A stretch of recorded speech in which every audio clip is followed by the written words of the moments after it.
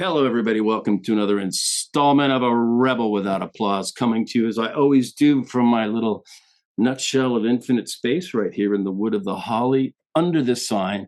And as part of my lifetime project of getting my PhD in everything, I have a really special guest who comes across the width of our continent, across this digital divide. She is a member of the Gray Lady editorial board, and by that I mean the New York Times. And if she looks familiar, she's currently a contributor at MS Now. And before coming to the Times, she was a City Hall reporter for the Wall Street Journal. Before that, the Daily News. Mara has written extensively and incisively about voting rights, generational change inside the New York political scene, and importantly, public access to pools. She's a graduate of the University of Michigan, Ann Arbor. She's a native New Yorker who lives, as I read here, in a fifth floor walk up. She rides a subway and swims at Rockaway Beach. It's a hot day in the Big Apple. Welcome, Mara Gay. How are you? Thanks so much for having me, Bill. That was, I really appreciate the introduction, just to keep us both honest. So I'm no longer on the editorial board. I left last year. I'm an opinion writer at the New York Times now, but I was on the board for 8 years. And I no longer live in a fifth floor walk-up. And I now have a elevator, which is glorious. So I feel like when you're a New Yorker and you have an elevator and laundry, you've made it. Yes, maybe a doorman too. No doorman, but I'm okay with that too.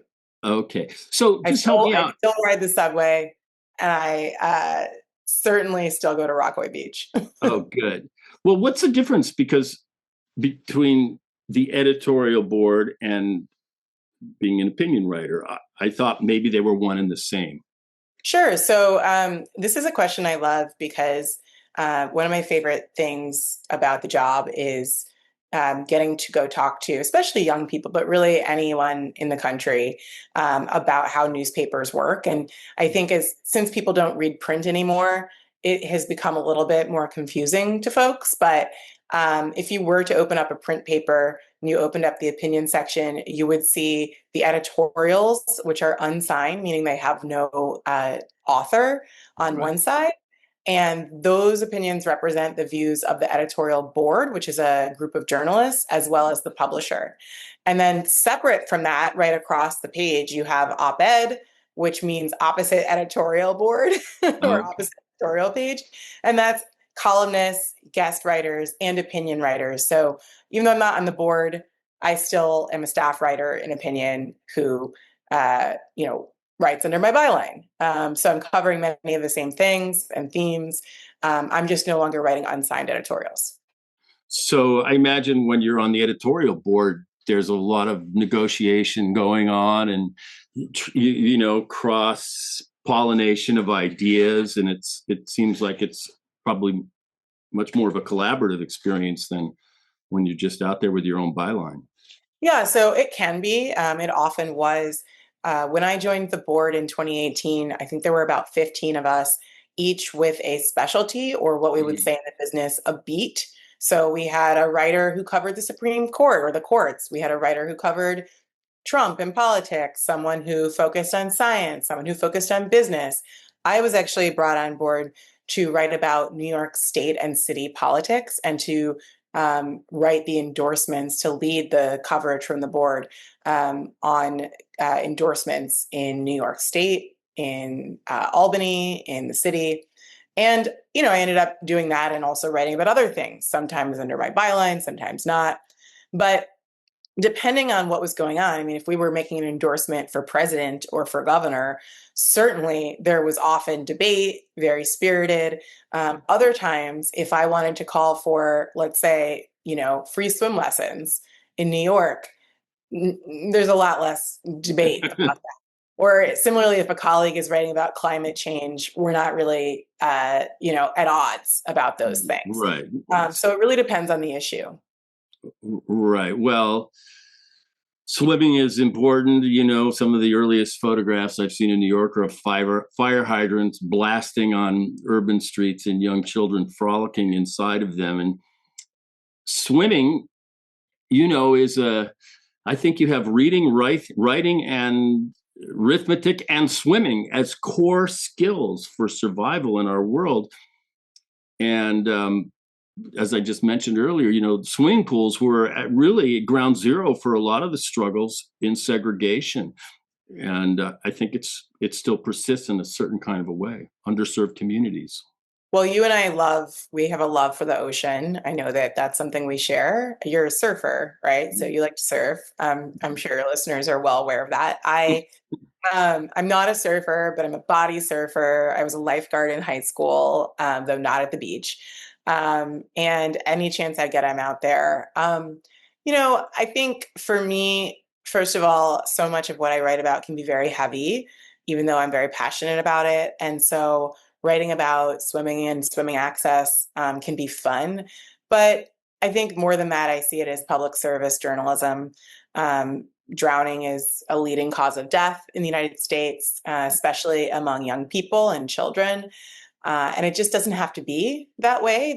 I'm passionate about it because it's an issue with an obvious and easy and relatively affordable fix that really cuts across every community in the United States. And it really is true what you said about segregation and integration. And the history of that is very pernicious. So, one of the reasons that we have so few public swimming pools in the United States is because it's seen as a public good that had to be shared with Black people.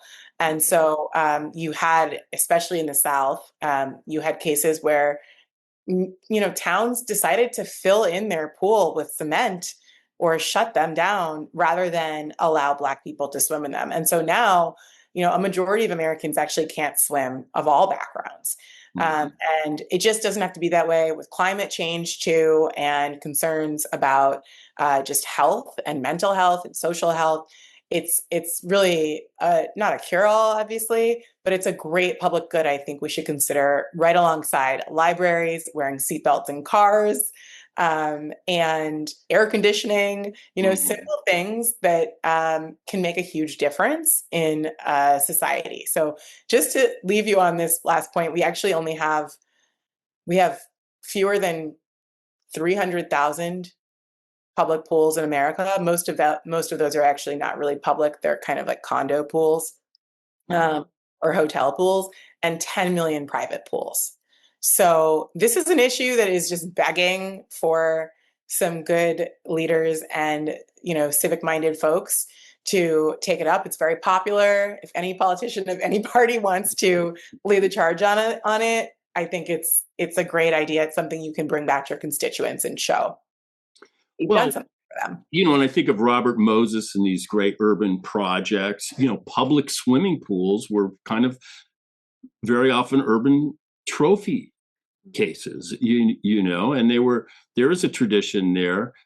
I think just to add to your point about segregation, and that as these pools became integrated, then you had this other reaction of white flight, country club. I grew up with a private family pool in my backyard. I was in the water. People I knew went to the country club and swam. The idea of going to a public pool was very foreign when as a kid. Now I swim, I train Yeah. in Olympic Yeah. sized pools all the Yeah. time. I was reading uh, going through stuff, your op-eds, and I came upon this one sentence that was beautiful. And I just want to start with that. You said, "My parents' decision to love one another is the greatest act of political courage I have ever known." That just hit me. And you're invited to react and respond. Well, first of all, thank you. And also thank you for being so kind about something I wrote 20 years ago in college. Uh-huh. So thank you. I stand by it. I think, uh, sitting here in 2026 and even when I wrote it back in the early aughts, it's not so much that interracial marriage is unusual at this point or radical. I think behind that, and I would certainly write it differently today, but behind that sentiment was really a lot of personal experience that I had seeing the different worlds in which my parents had grown up in, particularly outside of and inside of Detroit. My parents are from Detroit. They were both born there in the city. My mom, my mom's family is white, and they left the city for the suburbs, as you mentioned, white flight. They were part of that trend. They moved to a suburb called Rochester, Michigan, in Oakland County. And my father's family stayed in Detroit. Actually, ended up moving to South Carolina for a time, but anyway, they stayed in the city. And growing up, I saw the different kind of experiences from both families. And I saw what my parents had grown up with, in particular, my mother, and the kind of prejudice that she was surrounded by. I'm very close. I was very close to my grandmother. She passed away last year at almost 98. But, she also told my mom early on not to marry a Black man. I'm sure my mother, who's a total rebel, took that advice and ran with it, obviously, in another direction. But I grew up spending summers in Rochester, Michigan, with my white cousins, and it was very lily white. It was not talked about, and I think that experience gave me a lot of understanding for our current political division, and also the courage it does take for Americans to start getting curious about their own political formation, and to start, even for all of us, no matter who you are, whatever background you come from, to really push yourself to understand a different person's experience, to understand, difference, to be more empathetic, to get curious about the way other people live and why people may vote or live the way they do. And so that's kind of where that came from. But it's been many, many years. So It was still beautifully expressed, and it touched me when I read it just a few days ago. So, thank you. and I think we all have to exercise those empathy muscles that we have. They can atrophy just like all the other muscles. I play jazz. I'm a jazz clarinetist, and my Thursday nights are down in South Central at Leimert Park, and I'm the white guy at the Jazz Jam. I've been there for 10 or 15 years. And my message to my white friends who I live around here in Hollywood, and I live in a relatively multicultural place too, is go integrate yourself, because you know what? Your life gets way better. It's just so much of a richer and more beautiful life. It's not, that's my message. Jazz is sort of offers that. It's a cross-cultural collaboration. The music itself gives birth to that. So you're genetically that incarnate. So you've had an interesting kind of experience. Yeah, I that's right. I think about this a lot because I'm such a New York City booster, so my apologies. But one of the things I love about New York is the pluralism.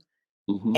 And even though we have plenty of problems, it mostly works, and it mostly works really well. And right now the city is just having a blast. So much fun, in fact, that a friend of mine said to me the other day, I'm going to Chicago for the weekend. I'm exhausted by fun. I need a break from all the fun we've been having in New York between the Knicks championship and the ticker Yes. tape parade Yeah. and the World Cup. And then, the mayor's out in the streets, and he's just brought all this energy. And we keep saying, like, the rent is still too high, but the vibes are immaculate.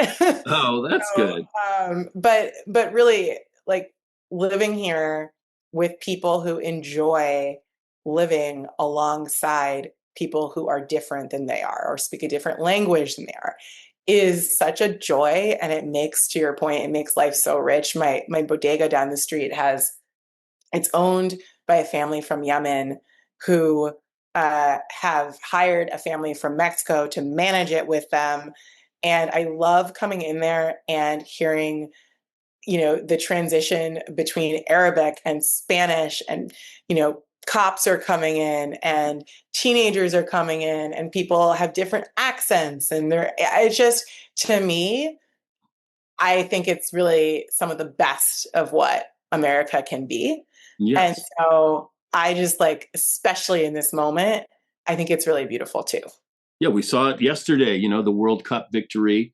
I'm not a big US rah-rah sports guy, but what we were seeing was this beautiful example of multicultural cooperation. All these people convening on this team, the crowd going crazy. We saw it a few weeks ago in New York with, like you say, the Knicks, and it made me feel like that the world that the PVP, by that I mean Putin's vice president, the billionaire brat boy, the outer borough bully, the world that he's trying to restore, it's you can do what you want, but you can't stop this tsunami. It's over. Your story's over, no matter how hard you try in the Supreme Court and elsewhere. And that's what some of these events make me feel. It's hopeful.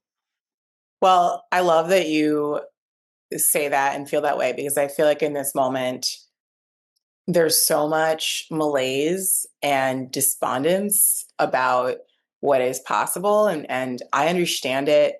At the same time, I think the sense of helplessness and powerlessness is so defeating, and nothing is guaranteed. And so, I'm kind of two minds of it, which is to say, I'm an optimist, and I kind of I believe firmly in my heart that we will win, and we meaning people who believe in multiracial democracy, in liberal democracy, and in what I would say is the beloved community, is what King used to call it.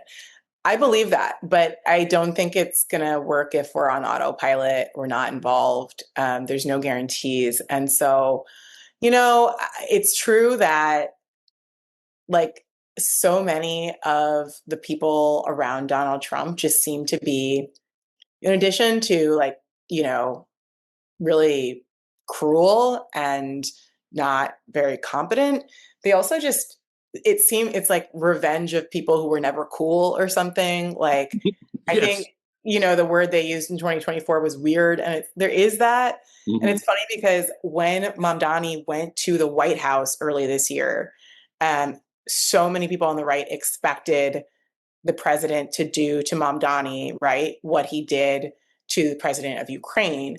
And instead, it didn't happen for several reasons. But I think one of those reasons is that, like, Mamdani, whether you love him, hate him, whatever, he's very cool. Like, he's a cool factor. And Trump just wants that because he doesn't have that. Right. And so that's part of the dynamic, right? I mean, it's like, the thing is, like, so yes, culturally speaking, like, there's no question. I mean, you look at what was the kind of birthday celebration they're having on the lawn. Nobody wants to go to that. It's I mean, not this cool. is not serious behavior. But on Yeah. the other hand, then there's power. And so if you're not organized as a pro-democracy movement, you know, these people who, are dedicated to grifting and fascism and white supremacy, they can win and take power if the rest of us can't get it together. And that's what Ab- the story is. Absolutely. The collective action, and we have some very powerful examples of success. Just a handful of young people in Nashville in 1959, mentored by James Lawson, who studied very Yep. deeply the tactics and discipline of Gandhi. They invented a decade and transformed the country, and we're trying to hold on to those Yep. gains and that discipline. I even wrote a screenplay about it. So I Oh, lived 10 cool. years. It's called Satyagraha in America, a true love story. And for those that don't know that term, Satyagraha was Gandhi's term. He wrote his own book called Satyagraha in South Africa. And that was his loosely translated to me nonviolence or soul force. And it was this discipline that he crafted to confront apartheid against South Asian people, dawn of the 20th century in South Africa, later uses them to confront the Raj in India, and those tools, with the help of Lawson and then King, those were applied quite successfully at the So dawn of the decade. who falls in love in that screenplay? Good question. So the big love story is James Bevel and Diane Nash. They Yeah. actually got married. It's true. So Bevel, I don't know, was a very charismatic.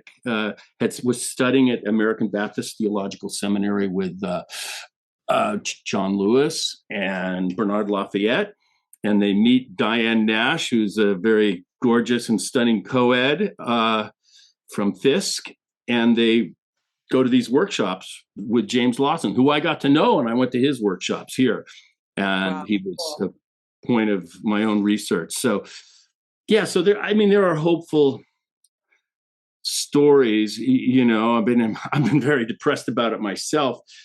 And the one thing I wanted to get as we approach this 250 centennial to celebrate these founding fathers, I feel, and I definitely want your input on this, that we're not paying attention to the second founding as much as we should. By that I mean folks like Frederick Douglass and John Bingham and Charles Sumner, Thaddeus Stevens and Abraham Lincoln, to name a few, who really after the Civil War created Yeah. this architecture in our Constitution, 13, 14, and 15, 14th, this massive crown jewel, all of which, in my view, and we saw it this week, the Supreme Court is under a very harsh assault, as if to reverse the gains of this terrible violent conflagration that cost the lives of 700,000 Americans, the blood that was spilled, as if, no, we're just going to flip the switch back and go Yeah. pre. And your colleague Jamel wrote a beautiful piece about it. So these things, this weighs on me like super heavy, the weight of history in the current moment. I'm sure you're deeply invested in these thoughts as well. Well, I love the way you frame that. First of all, I'm sorry to backtrack, but I just have to ask, what was James Lawson like? He was mysterious to me. He was, it was in a few times in my life, I have to say, where I felt I was in the presence of a great man. Like you felt it. You felt the journey that he had. I was at his memorial service. I spent about 2 years in his workshop where he talked about these things. I have some nice video of him talking. He had a big family. He loved sports. He was a real person. He had tremendous vitality well into his 90s. He would stand up for 3 hours and just stand and deliver. So I just felt like I was in the presence of a great man. He was very instrumental in giving Dr. King the kind of intellectual support over this Gandhian idea. And, his own journey is incredible. It starts in Ohio and he goes to India. And then he ends up in Nashville at this incredibly opportunistic moment and is the mentor. He himself ends up going to Parchman Prison the following year with the Freedom Riders. He's on the first bus with Lewis, Lafayette, and Bevel. Later, a few days later, weeks later, Stokely Carmichael. All this is in my screenplay. So he, to me, he was a little opaque. I didn't feel like I got to know him that well, personally, but the aura and the presence and his powers of articulation. And he defied certain kind of stereotypes that we have of like the charismatic Black stem winding preacher who's, alliterating his way. No, you felt like you were in the presence of a physicist or a scientist. And that was different, than some of these prevailing, the Martin Luther King kind of template. He was different. He was very much about process, discipline. He would say that nonviolence requires no less discipline and training than a military maneuver. And the steps were very clear.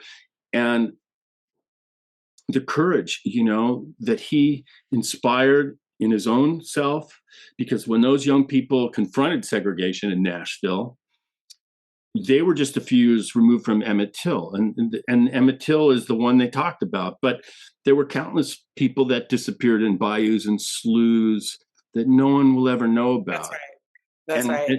and so that it just hit me. And it's when I was working on the script, and I realized this guy's down the street. He's at the Holman Methodist, which is just 15 minutes away.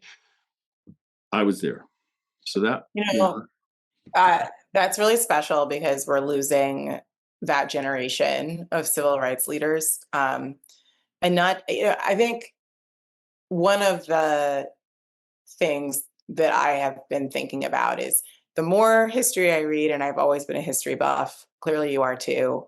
Um, it's not just that you get a sense of the scope and the extent to which the lost cause mythology kind of won the piece, because that's very real. And the narrative, kind of the tracing of that all the way to, Fox News and the kind of media infrastructure, excuse me, on the Mhm. right. Like, there is that. Um, the whitewashing and sanitizing of our history and the watering down of it.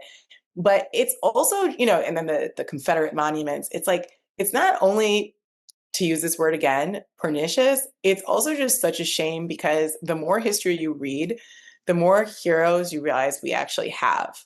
Mhm. And the people that we should be excited about, and the stories and the movements and the just enormous sacrifice and bravery and courage. So many, I don't want to say ordinary because many of them, like Lawson, were certainly not ordinary, but there were also everyday people, let's say, who took great risks within living memory. And we don't recognize that. I mean, we also don't even, I mean, you talking about the Reconstruction, um, even what I was taught about President Grant in school, and I had great history teachers. And they were actually quite radical. I don't want to call them out because Take it, give them get, in, I want them to lose their keep doing what they're tenure. doing. But but like it was really, I don't want to say it was all a lie, but it wasn't the story. It wasn't the truth of the story. And so I think about that a lot. I come across in my reporting not infrequently extraordinary stories that have not been told, particularly about what we think of as the civil rights era, but really I would argue is democratization. And, I wrote about one of those people recently who I spent some time with the great granddaughter of Berdia Keglar, who was a civil rights leader in Mississippi, who actually lived in the same county where the Emmett Till murder trial was held. People who killed. Neshoba. No, I don't think it's Neshoba. He was killed in Neshoba, I believe, but Mhm. the trial was actually moved in the county adjacent to it. And that so this woman, Berdia Keglar, was in her, I think, like 40s or 50s at the time. And she was so incensed that she couldn't serve on this trial for the men who killed Emmett Till, because you had to be a registered voter, right? It's all by design to serve on the jury. So the jury was all white. And so many times have I heard growing up that Emmett Till's murder and lynching was really the jumping off point for the movement. But when you hear a story like this, you realize how it impacted people personally. So after the trial and those folks were acquitted, Ms. Keglar started what began as really like a one woman crusade to register to vote in this county. And it was, her nemesis was the sheriff, who was notorious. And this went on for years. And then ultimately, SNCC, the Student Nonviolent Coordinating Committee, kind of met her. And so she ended up becoming one of Stokely Carmichael's organizers. Oh. And she worked very closely with him. She also, this is very important, happened to be the director of the local funeral home. Funeral homes played a really important role in the movement, right? And so she used to take the hearse to Jackson, Mississippi, a couple hours away, pick up the student organizers from SNCC at the bus station who came from out west and up north, Black and white. And then she would smuggle them back into her county where they would then register Black voters and organize people there. This is So 64 then. this is the summer, this is Freedom Summer. 64. Yes. And so, right, Freedom Summer. And her great granddaughter and her granddaughter were living with her at the time. So the woman I interviewed, Martise Chisholm, remembers I read these, that. right, that she remembers the students coming. It's a story that's really stayed with me. And ultimately, it's very tragic, but Ms. Kegler was on her way to a civil rights meeting and made it there okay, had a civil rights meeting, and then on her way home from giving testimony that, was going to lead to the removal, most likely, of this sheriff who was not letting her vote, not allowing people to register to vote, even after the Voting Rights Act, right? So he was in violation of the Voting Rights Act. She was going to give testimony. She did. And then she and another activist were killed on the way home in a very suspicious accident. It was never investigated at the time.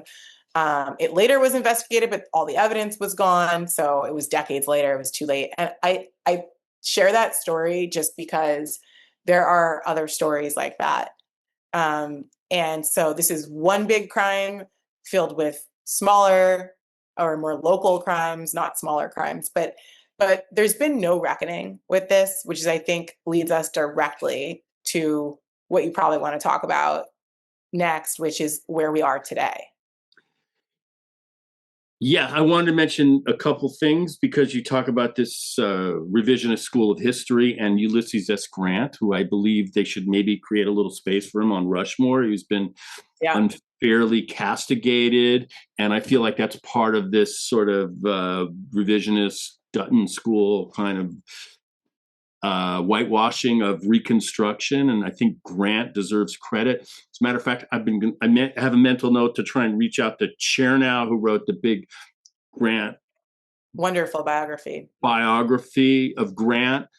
So maybe I can have a small part in rehabilitating him. And then I would also want to just make one comment about W.E.B. Du Bois, who really is the clairvoyant voice. And I tell people, read Reconstruction in America. There it is. It's all there. And he wrote this, I think, in the 20s. I don't even know now. But it tells the story in an accurate way. And you asked, what did I really want to talk about? Well, we talked about some of this Reconstruction period, but we're also, your beat is City Hall. Well, I just want one more beat from me on Reconstruction. The other piece of this that, from my own reading recently, it's clear it's missing is, it's true that Reconstruction was led by the national government and the military from Washington until they abandoned the project. But what people don't realize, what a lot of people don't realize, what I didn't realize, is that there was a multiracial coalition of voters, Black and white, in the South, who were voting together, who were building schools, who were building public schools, who were working on health systems. They were really trying to build a modern democracy, and they were making really great headway. And many of those people were totally abandoned when the federal government abandoned Reconstruction and took the troops out of the South. And the stories of Black and white Republicans, because they were Republicans, right. The stories of what happened to them in the 1890s after, for example, in the 1890 Mississippi Constitution, the Black Codes, the rise of Jim Crow, are tragic and important, and really important to understanding the amount of political violence it took to actually destroy a South that was rapidly democratizing. And so it's so important, I think, to Mhm. understand that those coalitions did exist. They can exist again. And when we don't know that history, we also just, I think, we miss opportunities, but we also miss the peril of this current moment. So I just wanted to, some of their stories are Yeah. chronicled in reports to Congress, and they're devastating. They should be in textbooks. They're not. But anyway, I'm a nerd, so that's where I'm No, at. one of the things I want to add to what you say is, we have this mythology that, oh, the black people weren't voting, they didn't care, Right. whatever. No, no, no, no, no, no. When the franchise was finally offered, the recently enslaved flooded to the polls, Yeah. and they filled the state houses and even the U.S. Senate. Hiram Revels, for example, all across the Robert South. Smalls. Yeah. Yes, they filled the state houses and the county seats and even the U.S. Senate with new representatives, and so it wasn't like there was disinterest. No, it was the opposite. And I would also say this: I don't want to be a lecturer, but the Freedmen's Bureau anticipates Franklin Roosevelt's New Deal, because here it is, this federal government reaching out to try and, with restorative justice and trying to do, make better. What can I say? And of course, all this is still under assault. The narrative hasn't changed. It's still Well, here. that's right. And a lot of folks don't realize, again, I didn't know this until I continued on my reading journey, but the US Navy was integrated in the 19th century. The baseball was integrated earlier on. Um, there were other gains in Reconstruction that were, I mean, people saw as radical, but all of that was happened. The military was integrated, and then it was all taken away during redemption and Jim Crow. And so I think we should just always be like, the lesson for me is, when we think about what, some people like to call the Overton window of what's reasonable, really take a gut check on that. Because what's seen as radical, who gets to decide what the standard is, or how to tell this story? And there's a great contest right now going on in America about that. So you know there's a reason why the Republicans are attacking education. Right. I mean, when I went to college, there was a lot of unrest about the Vietnam War. And I think there was an attack on the middle class privilege, because kids like me had the time to protest. So we're going to knock that out. We're going to make this, put those kids to work. Forget about it. There was a certain kind of space that the economy offered where you could actually risk some form of revolt. And I feel like that's been, a Republican project Interesting. Yeah. as well. And now you're covering Mamdani and City Hall, and you've spoken quite eloquently about this new force. I'm curious, in your own feeling, is, when you talk about mayors, you talk about results. You Yeah. know, from That's right. potholes to pools to whatever it is. And I'm just curious, how's he doing? Yeah. Yeah. He's certainly not perfect. No mayor is perfect. I'm not perfect, but he's been doing a very good job. I see part of my role is calling him out if and when he doesn't do a good job. But so far, it has been quite smooth. He's balanced this budget deficit without too much pain so far, that he was left, really, that he inherited. Um, he has certainly brought a lot of energy to the job, but also he got the rent freeze, which I was not super surprised about, because that's something Bill de Blasio had gotten before. And we don't have free buses yet, so I know they're working on that. But they've already taken steps. They're building the infrastructure for free childcare. And having lived through the most brutal winter that New York has seen in my lifetime, uh, they were on top of it. in a big way, and they even managed to deploy some democratic socialism in kind of hiring temporary workers to help shovel sidewalks, which people were very happy about. A Mhm. chance to make a little cash and also get the city shoveled out faster, which is just like a small example of the kind of mentality that he's bringing. I mean, one of the interesting things about him is that he his his administration is in some ways working more like Michael Bloomberg's administration than Bill de Blasio's, who, was a progressive, obviously, and Bloomberg is certainly not. So, he's quite in tune with this idea of sewer socialism, as they say, which is Right. make sure things are running on time. He doesn't control the trains, but the buses are running on time. Make sure that the trash is getting picked up, and he is obsessive about these things. There's big challenges ahead, big challenges. So it's early, but so far, so good. Can you keep the pace? That's a question I have asked in print before. I don't think many people in that administration sleep a lot. They work constantly, even to the extent, I mean, he's also just everywhere. I mean, one of the funny things being out with him is the number of New Yorkers who say, "Hey, I saw you last week," just people on the street. Or they'll come out and they'll just have missed him and they'll get upset. "Oh man, I can't believe I missed him." And people are like, "Well, don't worry. You'll probably see him tomorrow." He loves being out among the people. And people are responding to him in a way that I think suggests it's about more than someone who's got a rising star in the left. I mean, it reminds me of Obama uh, in this idea, in this way that clearly he evokes, the coalition of Americans who are just hungry for passion, for fighters within the Democratic Party, and for somebody who's going to like stand up for what they believe in loudly.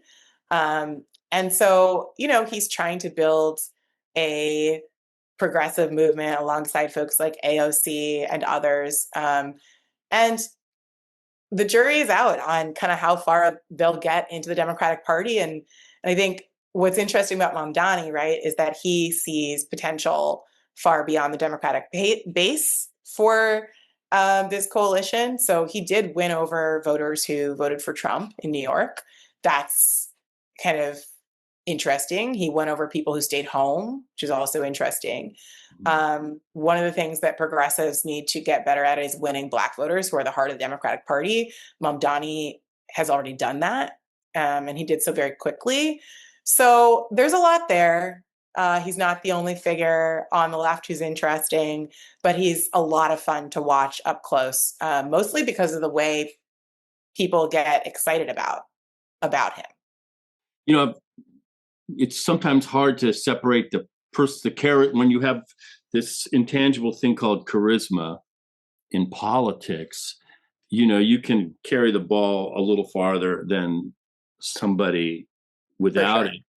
And I am not a defender of the PVP, Putin's vice president, but he seems to have a certain kind of, I hate to use the word charisma, with his base that has allowed him to carry this toxic sort of vision, way farther than a more placid Bush-like Republican would ever imagine. I'm curious on the other side with Mamdani, how much of this is, well, these are policies we need. We need to focus more on the collective than the private. That's really the big balance in America. What's communism, socialism? How much is in the public sector and how much is gated off and privatized? So I'm just curious, how much is this the force of his personality or Yeah. really policy needs? Yeah. I mean, we got some answers recently in terms of the Democratic Socialists and leftist insurgents who won not only in New York's congressional primaries a couple of weeks ago, but also now in Colorado. You have leftist candidates who are right now surging. We'll see if they win. You have others who are running for office like Cori Bush. You have Abdul El Sayed, who, full disclosure, I went to college with. We're not close or anything, but we were at Michigan together. He's one of the leading Michigan Senate candidates. You have Graham Plattner in Maine. So clearly there is something, and of course there's the whole squad, right, which AOC started. And so there's something that, yeah, she's from New York, but there are others in squad who aren't, right? There's something beyond just these personalities, I think. And I think part of the reason is, even though these are like individual candidates who sound very radical, some of them are, and I think for some of them it would be impossible for some to win in a more conservative electorate. The actual policies that they are championing are quite popular. And the difference is, one of the differences is the people that we're talking about who happen to be on the left, although I don't think it has to be, this phenomenon has to be the purview of the left, it just is right now. They tend to have a lot more talent politically than some of the Democratic establishment figures who, for years, were elected without facing competitive primaries. So folks like Senator Chuck Schumer and Minority Leader Hakeem Jeffries served a very important role in the party at one time, right? And they now still have very important jobs. Some voters don't like that, but ultimately, I think something different is required in this moment, which is what we're seeing, I think, voters express. And so, AOC, Mamdani, I would include in this too, like Justin Pearson, who is a congressional candidate who I followed in Memphis, who really had a great inroads to getting elected until the Republican legislature, thanks to the Supreme Court gutting the Voting Rights Act, split the Memphis congressional seat into three parts.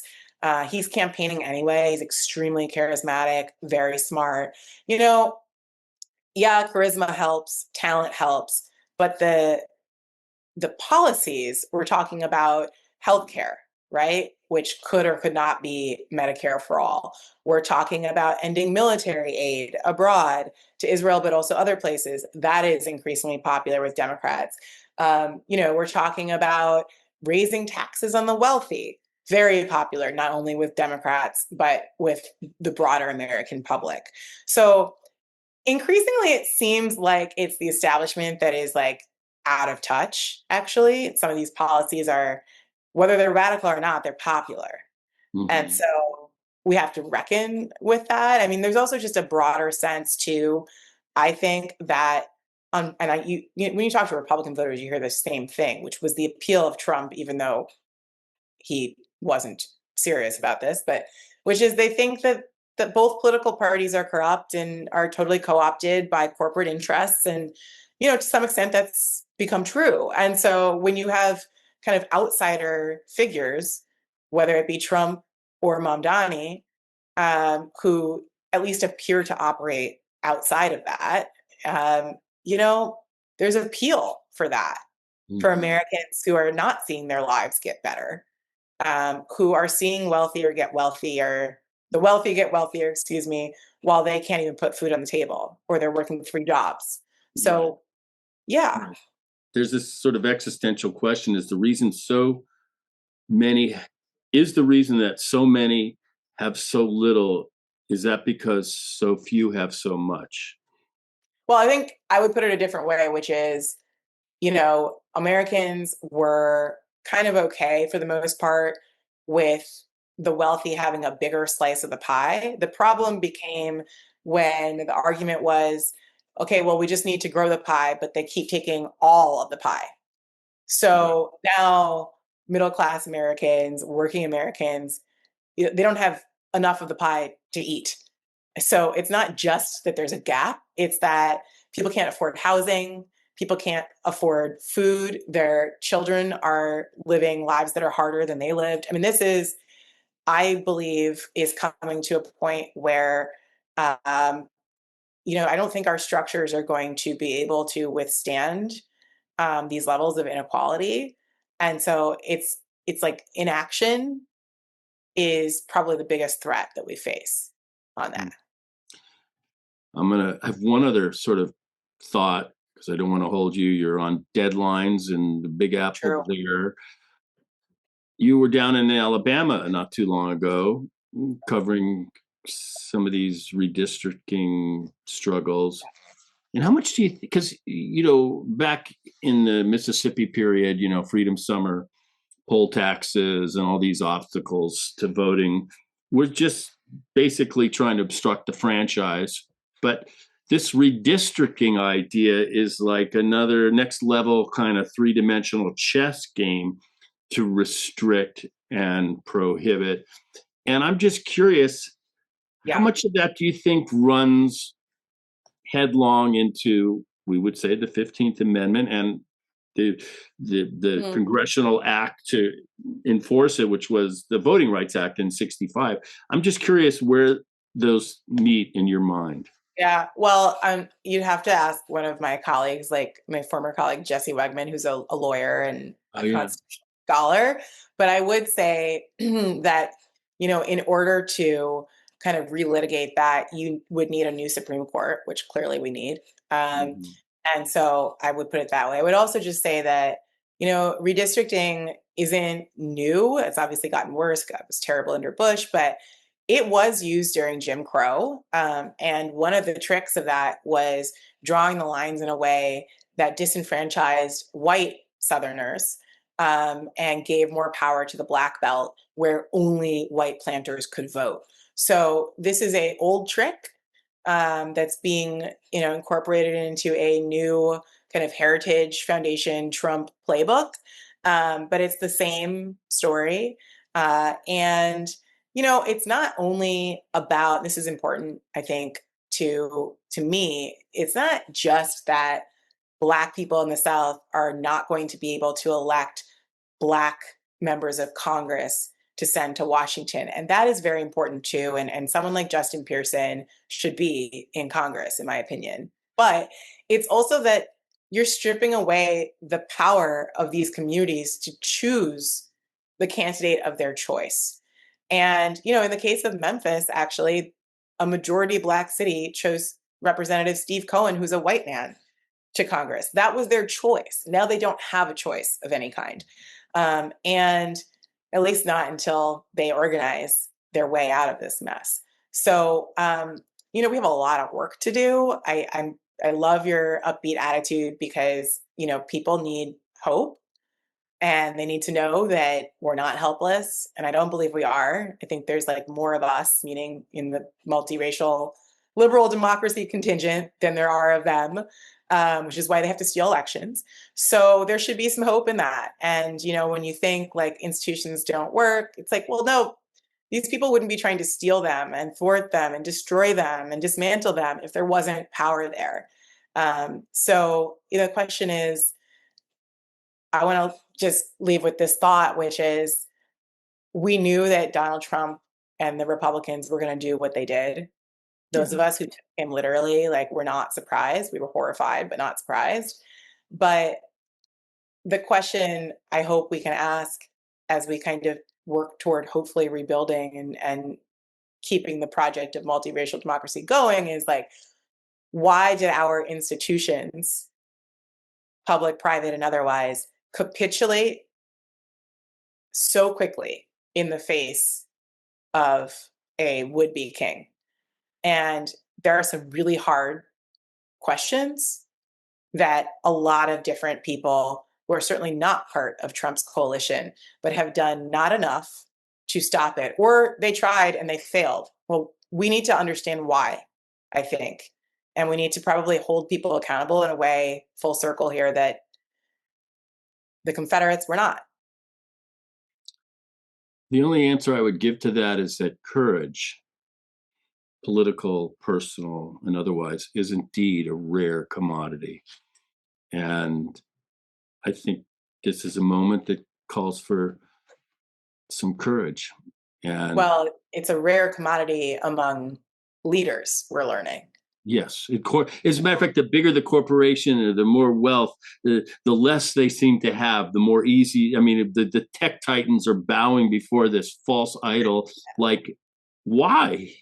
Right. I mean, that's a whole other conversation for Yeah, psychologists, right? But it's like the most bracing examples of courage that we've seen under Trump 2.0 came from, for example, people in Minneapolis. right.